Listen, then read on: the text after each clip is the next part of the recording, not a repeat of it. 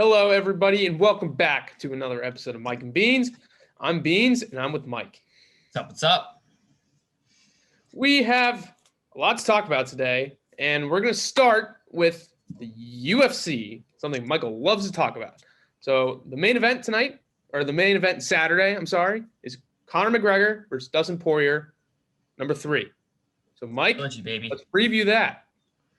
I mean, the king is back. I mean, McGregor has returned to that old school savage self. Conor's been having way too much fun in he's been doing media Wednesday. We're recording this Thursday, and he's dropped some like golden quotes. So it's great. He sent Dustin a bizarre voice message on Twitter, which is just, I mean, I don't know what it's great. It's just great. I just can't wait. I can't wait for that press conference too. For Dustin, I mean, he is a charity in the good fight, and he has a daughter that he cares so much for that the trash talk I really just don't think will affect him. So let's get into the actual fight because the narrative's out there. Conor dominated the first fight held in 2014, and then Dustin came back the second fight in January and knocked Conor out in round 2. Conor knocked him out round 1 the first time. But for Dustin, the main thing that happened in that fight was he knocked Conor's legs. I mean, they were done in that first fight. They were done. And even though Conor won round 1, you could tell he was the beginning of the end because he could not move on his lead leg.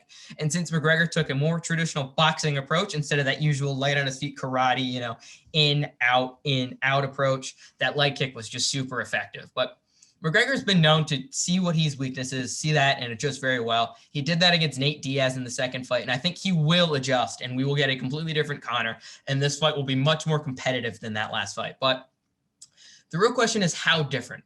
Dustin Poirier looks like the best lightweight on the planet right now. Maybe, I mean, you can make an argument that it's Charles Oliveira, the current champion, but of everything Dustin's shown in his recent run, it's got to be Dustin since, I mean, Khabib's retired, so you got all that, but I don't know. I'm not as confident as I should be in Poirier winning this fight because we saw him absolutely dominate that last fight against McGregor. If that fight happens 10 times in that night, Poirier wins 9 or 10 of those times. He was awesome that night. And Dustin, obviously after the last McGregor fight, he moved up to 155. This fight's at 155 pounds instead of 145 that the first fight was at. And he looks so much better at this weight class. He would walk around at 190 before, which means he cut 45 pounds at featherweight, which is insane. That's insane. He shared a story on Joe Rogan's podcast after winning the first one that he accepted a fight against Cub Swanson at 145, and he was 187 pounds when he accepted the fight on a month's notice. When he landed in England for the fight, he was 30 pounds overweight. He cut 30 pounds in a week. That's just not human. So, I mean, he's so much better at 155. He manages his weight much better, and he's just looked excellent in his recent run with wins over Max Holloway, Justin Gaethje, Dan Hooker, Eddie Alvarez, and of course, Conor McGregor. Dustin's a totally different beast at 155. That's why I don't think you really can put any stock into that first fight, like at all. And as for Conor, I think this camp is much better because he's always mentioned that he had a Pacquiao fight that he was planning for in the first fight. So now it's all MMA. It's all mixed martial arts. He's not going to be just a stuck boxer. He's going to do more than just box, which is, very good. He gets better every time. Again, he called for an immediate rematch against Nate Diaz, made the adjustments, went 5 grueling rounds because you don't knock Nate Diaz out. And he ended up winning that fight. Conor adjusts, and I expect him to. But the main key to this fight, in my opinion. Oh, you got something? Yeah, well, I just have a question. Did Conor talk this much shit in this last fight and he lost? Did he do? I mean, I know it's Conor, but he went full nice guy McGregor. Full nice guy McGregor. He was talking about donating money to Dustin's charity, which he didn't end up doing. He donated $500,000 to another charity in Louisiana just to be petty. He was like, "Oh yeah, Dustin, I can't wait to see your hot sauce," which I'll mention more later, and then Dustin gave him a bottle. I assume he just threw it out as soon as he got it. Conor was full nice guy Conor, as nice to Dustin as he said he could be. But he also said he did it because he felt bad, and that this time he doesn't feel bad for him. He's activated Savage McGregor, the McGregor we saw when he fought Khabib in every single fight before that. He went nice guy McGregor, but he's like, all right, King's back. Screw that nice guy shit. Fuck that, you said to Stephen A. when talking about that. So you got that. And in the end, Dustin showed he can eat the hardest shots McGregor's thrown. Dustin's durability is the main key to this fight, in my opinion, and he showed he could eat everything McGregor threw in that first round. And the longer this fight goes, the more it favors Dustin's. Dustin has the ability to keep pressure on McGregor, maybe even mix in another takedown before getting his boxing going, staying in the pocket, keeping that little dirty boxing style going. And for Conor, he really has to stay light on his feet, counterattack, or, initiate the attack. He can do whatever, really. But in the end, I am going with Dustin. I feel okay about this pick. I don't love it, but I'm going to go with Dustin. I am almost certain we're getting a knockout in this fight. So that's almost. If I had to pick one thing I'm more confident in, someone's getting knocked out. But I'm going to go with Poirier. I think Poirier finishes in like round 3, round 4. I think Dustin's going to be able to eat all of McGregor's hardest shots in round 1. If McGregor wins this fight, it's probably by round 1 knockout. Maybe early round 2, but probably a round 1 KO. But I think Dustin's ability to stay active, just keep going, keep marching forward and taking all of Conor's shots will be the key to this fight. It's a fight that I absolutely can't wait to watch. Conor absolutely can get an early finish. I don't really have a super big rooting interest because if Conor wins, it's going to be 16 and fight for the title. And if Dustin wins, he's such a nice guy. And I also think he deserves the title. So that's also going to be a sick fight. And if my pick is right and Dustin does win, I'm getting my hands in some of his hot sauce. I've heard it's really good. I need to see what the hype is about. So if Dustin wins, I'm going to have me some Poirier hot sauce. I can't wait. I can't wait. Well, I hate spicy things, so I will not be trying Poirier hot sauce. But Conor said that he'd be sending Poirier out on a stretcher. So he's got a lot to do on Saturday. It's not easy. Not easy. Poirier is a tough-ass dude, man. But, if Conor's talking that talk for this fight, I think he's got something different lined up than the second fight. But there is also another McGregor and Poirier is the main event, but there's a co-main event on Saturday that Mike wants to talk about. Stephen Thompson versus Gilbert Burns in the welterweight. What do you got for us, Mike?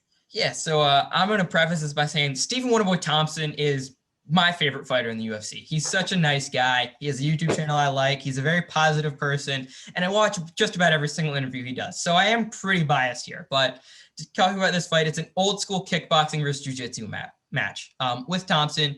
He's an older guy. I think he's 38 or 39 now, which is, for how he moves, is insane. And in his last fight against Jeff Neal, he dominated Jeff Neal. Jeff Neal at one point slipped on the canvas because it's slippery in the apex. Wonderboy let him up, made sure to ask Neal if he was all good, and then they continued fighting. That just doesn't happen. Now, shout out to Jeff Neal. He returned the favor too. He had a terrible accident before that fight. He fought. Good on him. But most guys, when they're in a fight camp, they don't do anything else. You're in a fight camp, you get home, that's it. It's fighting and nothing. But with Wonderboy, he has 12 weeks of preparation while helping to run his family's karate camps and school and everything. That he drives around in a karate bus to pick the kids up for karate camp. He's the nicest guy out there. There's a reason he has the NMF nicest MFer belt in the UFC. He's doing this vigorous training and he's still picking kids up for karate. Love the guy. That's why he's my favorite. And as for Gilbert Burns, he's a very good fighter too. He's ranked number 2 in the world. His last fight was a title shot against Usman, which he won round 1, lost round 2, got knocked out in round 3, but still. But his last 2 fights to get the title were against an old Damian Maia, who's probably, maybe we saw him fight for the last time. Maybe he gets one more, but he's done. And that's an excellent matchup for Burns, since Burns' jiu-jitsu is about as good as Maia's, and Maia doesn't have anything else. He's very one-dimensional at this point. And Burns has a ton of power in his hands, so he's able to get to knockout. Then he fought Tyron Woodley, who's now fighting Jake Paul in a couple months, who was just he was done competing at the highest level at that point. Burns was able to put the pressure on him, follow the game plan that the champ Kamaru Usman laid out, pressure Woodley, avoid the overhand right, and just keep that pace up. Dominated Woodley for 5 rounds, looked excellent. Woodley is basically dust at this point. He's lost 4 fights in a row, and is fighting Jake Paul in a boxing match, which I don't even know if I'm sold on Woodley winning that one. In all honesty, I just want to see Jake Paul get knocked the hell out. I'll tell you right now, if he tries to eat one of that overhand right from Woodley, he's done. Guys just don't eat that. But I'm not sure Woodley's going to land it because he can't land a fucking combination. Anyway, but the fight against Woodley was the fight that got Burns the title shot. And Usman, he ended up losing. He got knocked out by a jab. It was a beautiful jab, frankly, but it's one, I don't think you can take too much away from him losing that fight, but I also don't know if you can give him a ton of credit for getting to that point.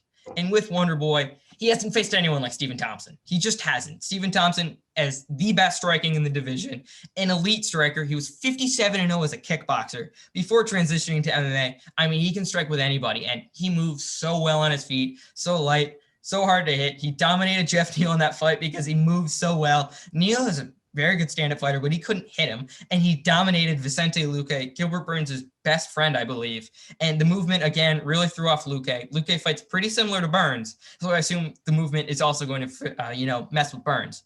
I don't think Burns is ready here. Wonderboy is so tough to fight, and again, I said it earlier, I think this fight goes a lot like the Vicente Luque fight. Luque tried to use the leg kick a ton, but since Wonderboy can fight out of orthodox, he can fight out of southpaw, he can fight in so many different stances, the leg kick just isn't as effective. And Wonderboy pieced up Luque, dropped him a couple times, and won a dominant decision.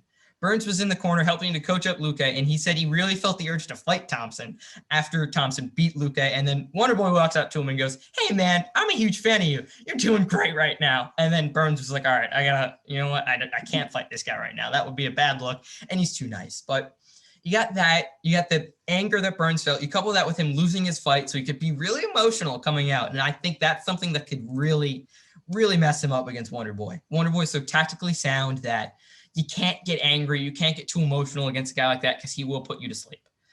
I think Burns is going to do everything he can to get this fight to the ground, do whatever he can, because Burns' jiu-jitsu is the best in the division, and that's his key to winning. It's either submitting or dominating Wonderboy on the ground. But Wonderboy's got great takedown defense, is the best striker in the division, and I got to go with my boy. He's my guy. I can't not take Wonderboy in this fight. I love Stephen Wonderboy Thompson. I got to take him here, and I think I'm going with the late finish. That's definitely my fanboy in me talking. Probably going to go to a decision, but I trust Wonderboy enough to get the late finish. But this fight's going to be ton. That karate style, it's the old school kickboxer versus jiu-jitsu. I think this style really, really messes up Burns. I think Wonderboy gets this fight and maybe a title shot next to end this run. Well, sounds like Wonderboy. Well, if all you're talking about is Wonderboy and his skills, it sounds like, is he favored? He is the favorite. He is a minus 155 favorite, I believe. Let me check that right now. Wonderboy is like a minus 155, 157 favorite, and I'm really confident he wins, frankly. Definitely the fanboy in me a little bit, but I think he matches up really well with Burns. I think he's going to give him a ton of trouble. So he's not too big a favorite, frankly. I think that lines up to like winning about 60% of the time is what that equals out to. So I think he wins more than 60% of the time. If this fight happens 10 times, I think he wins 8 or 9 times out of 10. All right. Well, Wonderboy, hopefully going to be wonderful. Wonderboy is my boy. Let's get it. All right. Anything else for the card, Mike? Yeah, so for the rest of the card, you have Pat McAfee, media sensation, his favorite fighter, Sugar Sean O'Malley, who said he didn't knock the last guy who fought out because he wanted to knock him out with a right hand so he could sell shirts saying like O'Malley's right hand or something like that, which is great. The real reason what happened is before the fight, I had undefeated shirts made up that say another right hand from Sugarland. So I dropped him in the first round, but I dropped him with a left hand. I wasn't walking away because I didn't. Because I thought I'd walk off knocked out. I was walking away to let him back up so I could jock him out with the right hand so I could sell my shirt. He's going to start off the card because the UFC gifted him an opponent, so he's going to start off the card with a knockout. You have Michel Pereira, who fights like the floor is lava. I mean, the man does backflips in the cage. It's insane. He does backflips like fancy like jiu-jitsu, like footwork. It's not jiu-jitsu. Fancy footwork where like he's like basically doing the cha-cha slide in the cage. That's fun. Gotcha now, y'all. He's like, do, boom, going for a punch. It's insane. You have Ryan Hall, Ilya Tapuri is a fun fight. And then lastly, you have the Shui, the man of the Shui, Tai Tuivasa fighting against Greg Hardy in a heavyweight slugfest, which hopefully Tuivasa knocks Greg Hardy out cold. He's got that power in his hands. Slugfest, that's the third fight. That's the fight right before Wonderboy fights. I think Tuivasa knocks him out cold. I hope he does because Greg Hardy's not a good person, but that's what we got there. All right. Well, Mike, thank you for this UFC stuff. But people need to know. And I'm not the best. I'm not going to put on my fake joking personality saying I am a god. I don't know a ton about the UFC. I just started watching it in quarantine, but I think it's a fun card. And I think I've given the people a baseline of information to where they can talk about everything like they're an expert. And that's really all that matters in life. What's good, everybody? Letting everyone know that there is a part 2 to this video. I just wanted to get this first part out because I'm talking about fights. I should probably get it out before the fight happens. Smart, I know. Credit to me. But there is a part 2 to this video. It will be coming out a little later. We talk about some of the college basketball, some of the guys returning, draft stuff, NIL, all that stuff. And I give a take that towards the end, which is certain to get some people pretty angry. I give a pretty hot take, I'd say. But just want to do a little post-weigh-in update while I can, just because I'm here. Just wanted to update my picks. I'm keeping them. I'm keeping Poirier by knockout, and I'm keeping Stephen Wonderboy Thompson by knockout. That's all I got. The whole comment, subscribe, all that bullshit. That's all I got. Deuces.